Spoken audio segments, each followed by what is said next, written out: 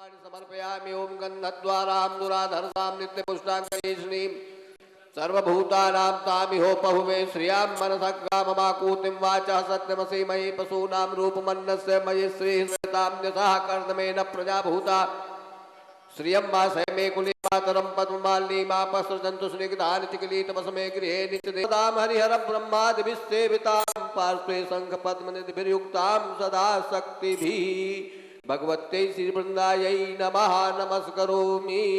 पुनः पुष्पाणि गृहीत्वा ओं मा विष्णोरराटमसि विष्णोः सप्तरेस्थो विष्णोः स्युरसि विष्णोर्ध्रुवौ शिवैष्णवेत्वा भगवते पुराणपुरुषोत्तमाय नमः। ध्यानार्थे पुष्पाणि समर्पयामि सर्वोपचारार्थे गन्धाक्षत पुष्पाणि समर्पयामि। ओं मा त्वां गन्धर्वा आखनां स्वामेन्द्र स्वां बृहस्पतिः त्वामोखधे सोमो गन्धाक्षत पुष्पाणि समर्पयामि। ओं मा तञ्जन्यं मरेहि किबरौक्षन् पुरुखं जातमग्रतः तेन देवा अयजन्त साध्या इज्जत्पुरुखं व्यदधुः गतिधाव्यकल्पयन्नामुखं किमस्यासीत् किं बाहु किमुरुपादा उच्यते ब्राह्मणोऽस्य मुखमासीत् बाहुराजन्यः गुरु तदस्य यद्वैश्यः पदव्याकुशूद्रो अजायत। एतानि गन्धाक्षत पुष्पाणि समर्पयामि पुष्पमालां परिधापयामि तुलसीपत्रं समर्पयामि भगवते पुराण पुरुषोत्तमाय नमः नमस्करोमि। वंशी विभूषितकरान्नवनीरदाभात् पीताम्बरादरुणबिं पूर्णेन्दु सुन्दर मुखादरविन्द नेत्रात् कृष्णात् परं किमपि तत्त्वमहं न जाने। भगवते पुराण पुरुषोत्तमाय नमः नमस्तं पुरस्ताद्विषीमतः सुरुचोव्वेन आवाह साबुधन्या उपमा अस्यविष्ठाः सतश्च सतश्च विवाह गुरुर्ब्रह्मा गुरुर्विष्णु गुरुर्देवो महेश्वरः गुरुः साक्षात् तस्मै श्री गुरवे नमः नमस्करोमि। ओम ज्योतिनारायण्यै नमः ज्वालामालिन्यै नमः रत्नेश्वर्यै नमः। ओं मा चन्द्रमा मनसो जातचक्षोः श्रोत्राद्वायुश्च प्राणश्च मुखादग्निरजायत इदगुं हविः प्रजननं मे अस्तु दशविः सर्वगणगुं स्वस्थ आत्म शनि प्रजा शनि पशु शनि माया मनुष्यं हरिं वन्देऽहं करुणाकरं रघुवरं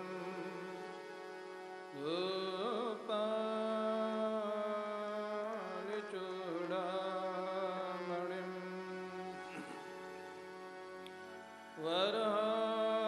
वरापीडं नटवरवपुः कर्णयोः कर्णिकारं विव्रतवासः कनककपिशं वैजयन्तीं च मालां रन्ध्रान् वेणोरधरसुधया पूरयन् गोपवृन्दै वृन्दारण्यं स्वपदरमणं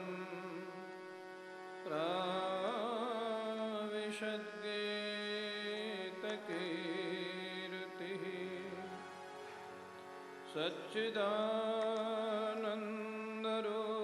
सच्चिदानन्दरूपाय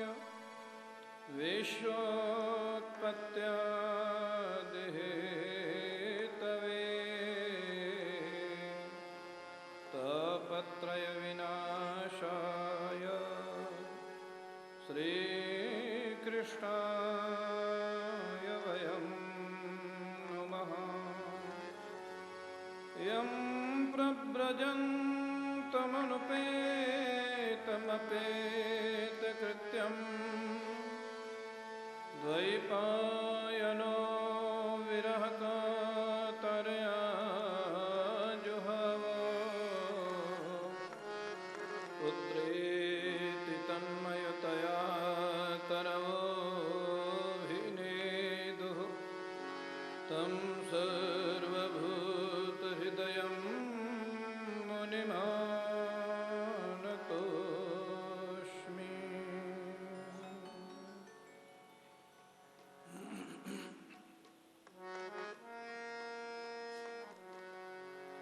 श्री कृष्ण गोविंद हरे मुरारे,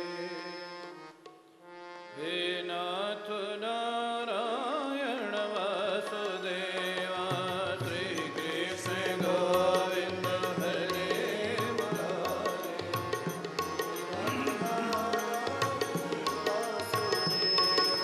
श्री कृष्ण गोविंद हरे मुरारे, हे नाथ नारायण वासुदेवा।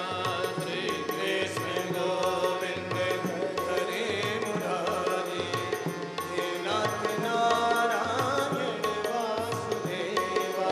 श्री कृष्ण गोविंद हरे मुरारे, हे नाथ नारायण वासुदेवा। श्री कृष्ण गोविंद हरे मुरारे, हे नाथ नारायण वासुदेवा। श्री कृष्ण गोविंद हरे मुरारे, हे नाथ नारायण वासुदेवा। श्री कृष्ण गोविंद हरे मुरारे, हे नाथ नारायण वासुदेवा। हे नाथ नारायण वासुदेवा, हे नाथ नारायण वासुदेवा। हे नाथ नारायण वासुदेवा, हे नाथ नारायण वासुदेवा।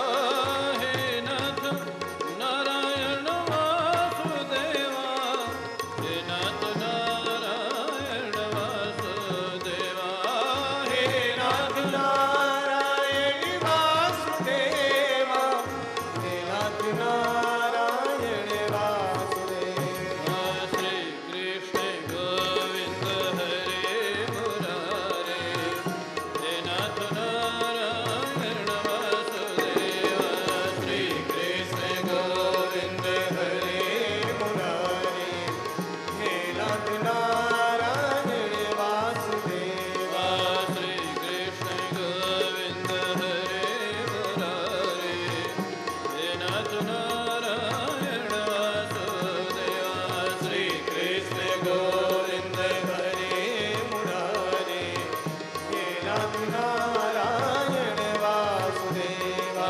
श्री कृष्ण गोविंद हरे मुरारे, हे नाथ नारायण वासुदेवा। श्री कृष्ण गोविंद हरे मुरारे, हे नाथ नारायण वासुदेवा। हे नाथ नारायण वासुदेवा, हे नाथ नारायण वासुदेवा। हे नाथ नारायण वासुदेवा, हे नाथ नारायण वासुदेवा।